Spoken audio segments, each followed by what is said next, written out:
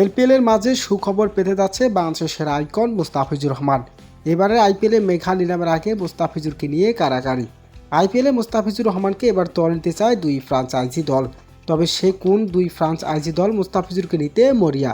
দর্শক, বিস্তারিত জানতে হলে ভিডিওটি না টেনে সম্পূর্ণ দেখার অনুরোধ রইল।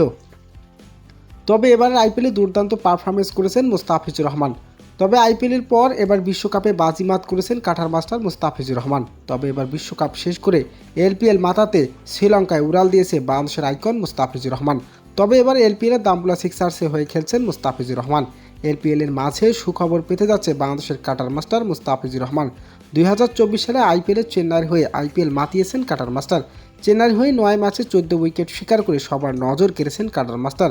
ফিজের এমন পারফরমেন্স দেখে এবার দলে নিতে চায় দুই ফ্র্যাঞ্চাইজি দল। তবে নিলামের আগে মুস্তাফিজুরকে নিয়ে অফার দিয়েছেন কলকাতা নাইট রাইডার্স এবং দিল্লি ক্যাপিটাল।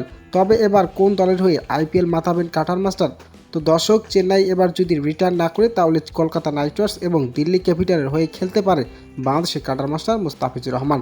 তো দর্শক, এবারের আইপিএলে কোন দলের হয়ে খেলবেন কাটার মাস্টার? জানিয়ে দিন আপনার মূল্যবান মতামতটি।